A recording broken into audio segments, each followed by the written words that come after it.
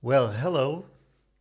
Um, there was something I was thinking about and talking to a friend about last couple of days that I wanted to record for some reason. It's always kind of um, bothered me, for a long, long time, actually. I made sillier, funnier videos on this subject years ago, before 2010, a long time ago.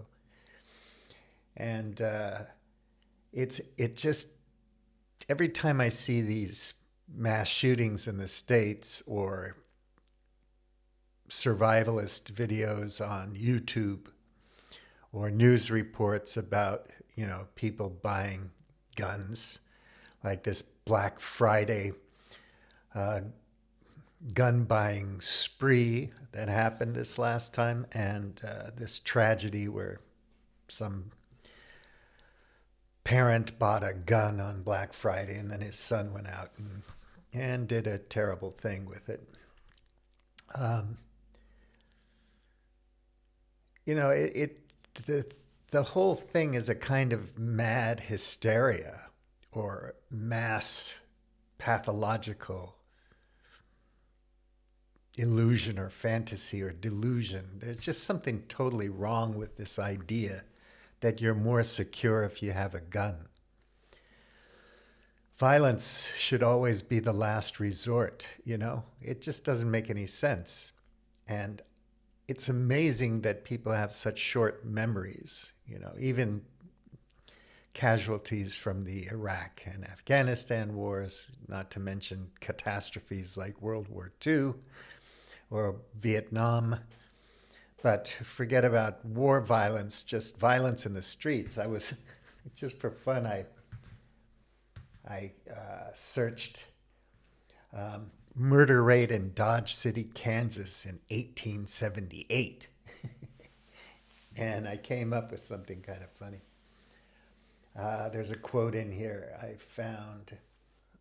By the late 1870s, Dodge City's reputation for lawlessness had spread as far as Washington, D.C. In a letter in the Washington, D.C.'s Evening Star of January 1, 1878, stated, Dodge City is a wicked little town. Indeed, its character is so clearly and egregiously bad that one might conclude, were the evidence in the latter times positive of its possibility, that it was marked for special providential punishment. And then later, the editor of the Hays City Sentinel would write after visiting Dodge City, Dodge is the Deadwood of Kansas. Her incorporate limits are the rendezvous of all the unemployed scallywagism in 7 states. Her principal business is polygamy without the sanction of religion. Her code of morals is the honor of thieves, and decency she knows not. I love the way people put things in the 19th century. But, the place was bad. I don't know what the murder rate was, but there are all these sites you can go to in the States, even on a state by state, city by city level, and look up crime statistics. And it's shocking. I've lived in 7 countries and traveled a lot, and it just amazes me the crime rate in the States versus other cities with similar populations or other, like the EU versus the United States, which has a similar population. And you look at willful gun deaths, willful, malicious, and accidental deaths in the United States, and this is a gun violence site called Gun Violence Gun Violence Archive.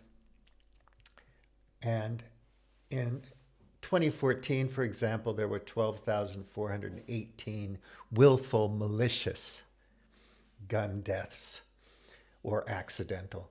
Sorry. And in 2020, so far in 2020, there was 19,411 And 2021, we've already surpassed that number in the United States. It's shocking. It's just unbelievable. And there's other sites here. Key stati- oh yeah, BradyUnited.org, which Brady was shot when during the assassination attempt on Ronald Reagan, and they passed a bill called the Brady Bill, and there's a site there that has a lot of fine-grained information about gun violence and so on. And there's Gun Violence in America, which is another site, and all that. And then I go to the EU. I didn't do a lot of research on this. That wasn't the point. Just to kind of put things in context a little bit. And I looked up a few papers online in Nature and Nature Scientific Reports, and some, sites that focus on public health. U.S. National Library of Medicine, Institutes of Public Health, as I said, gunviolencearchive.org, which is more U.S. centric. And then I was looking at the EU, and it's shocking, the difference in numbers. There's a paper by the European Commission on violent crime, basically. And then crime statistics from ec.europa.eu. And they basically have everything up to date. But looking at numbers, in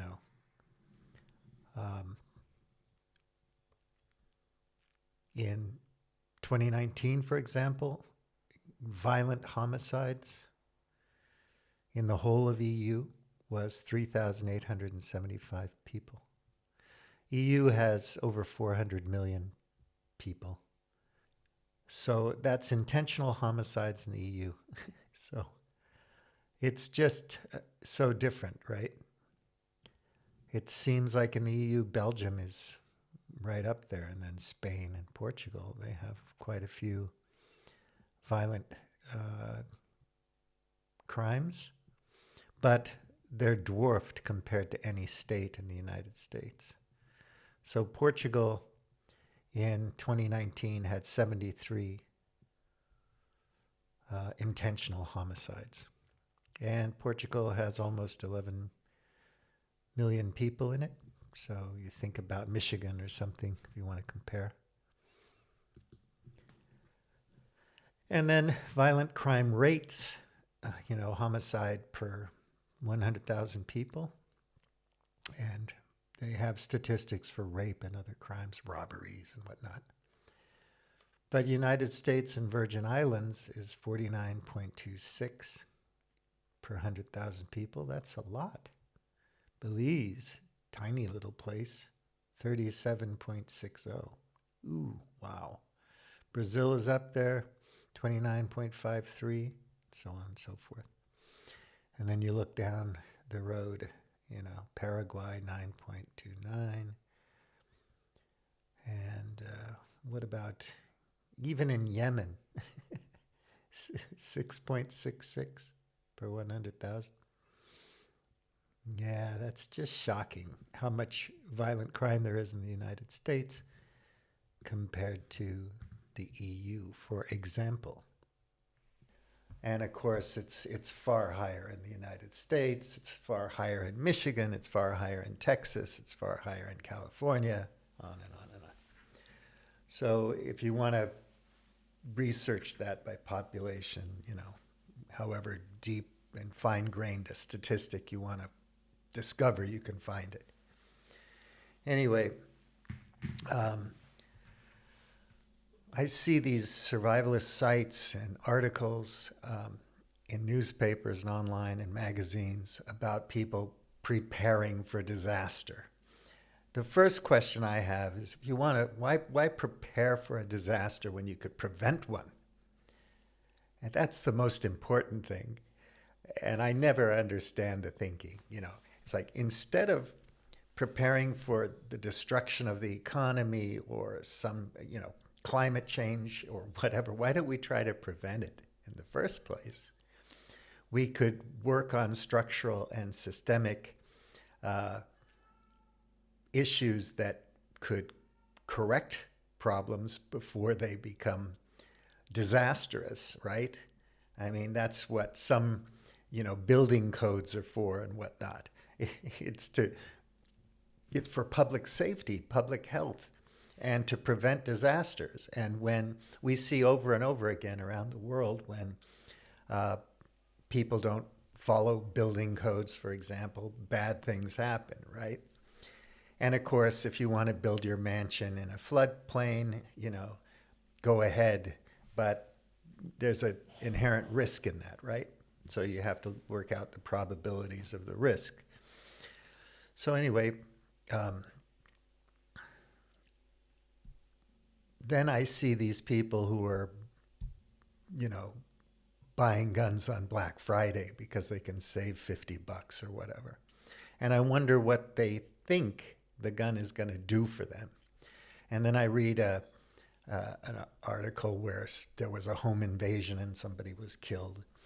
And it brings up so many questions. One is, I understand that not everyone in the United States owns a gun, although more and more people are buying them now. But there are many people that own 300 guns, a gun collection. And it always makes me wonder, how many guns can you use at any given time? One?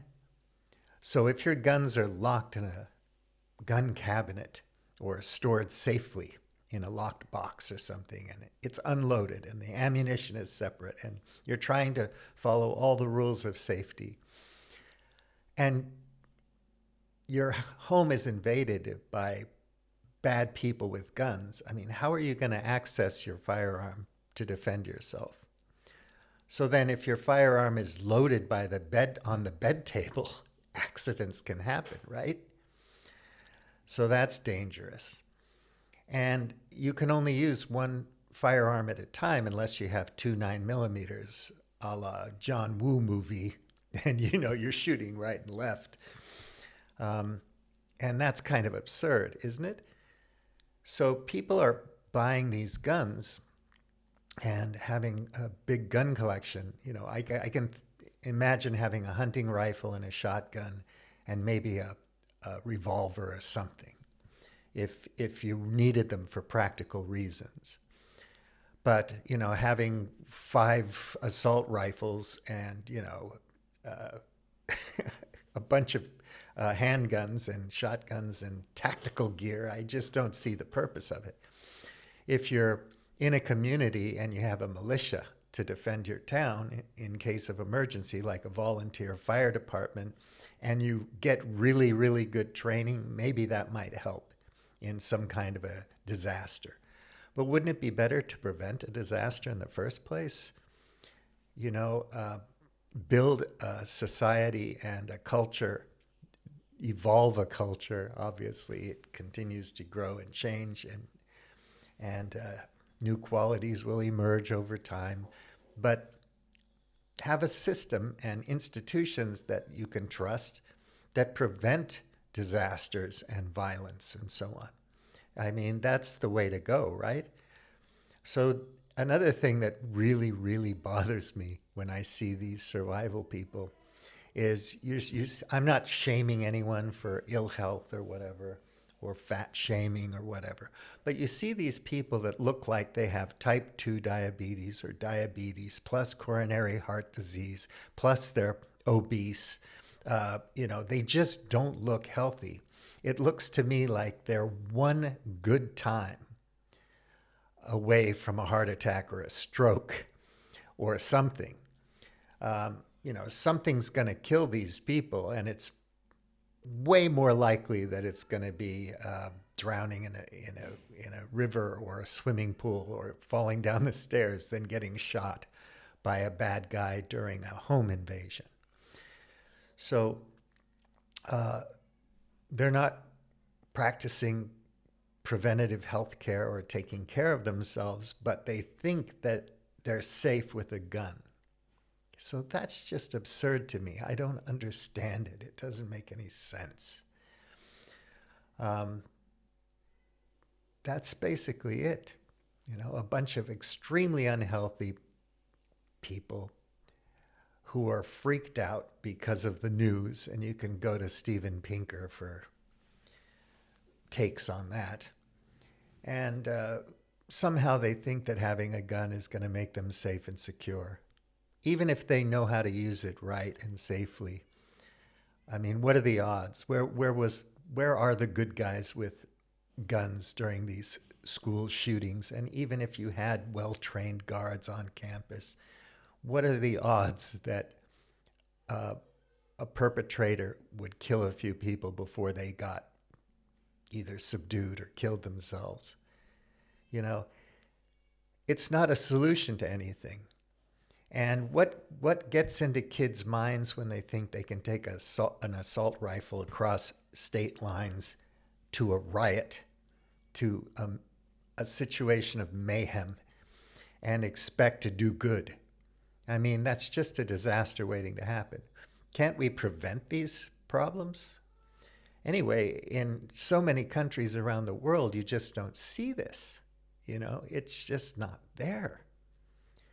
So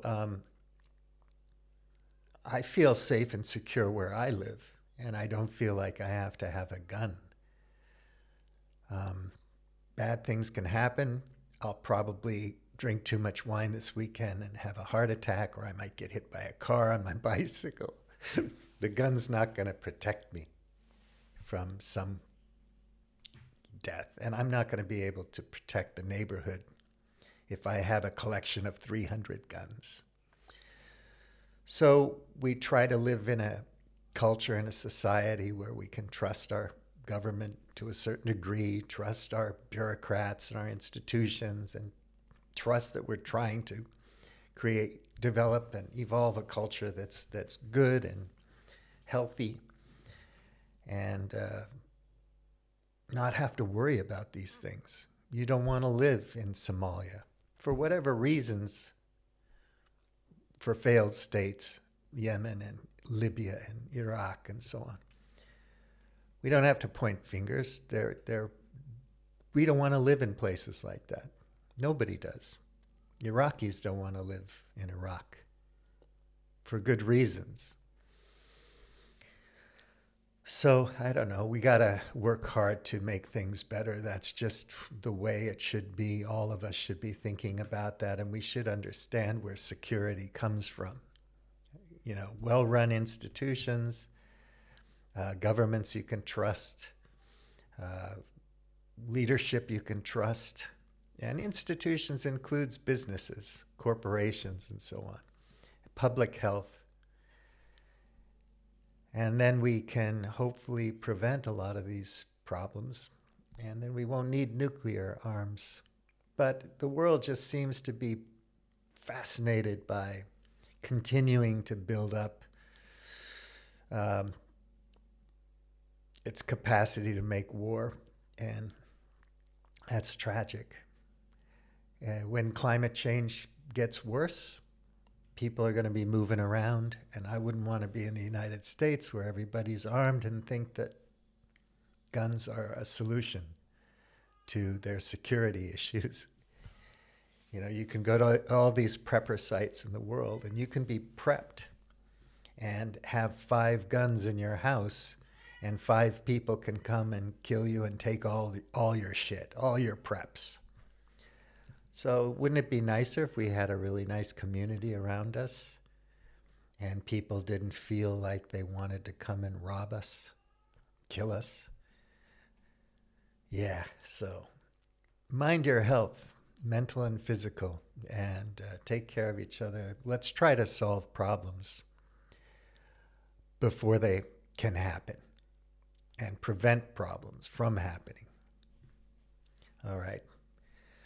Thank you. Take care. Booyam tea. Out.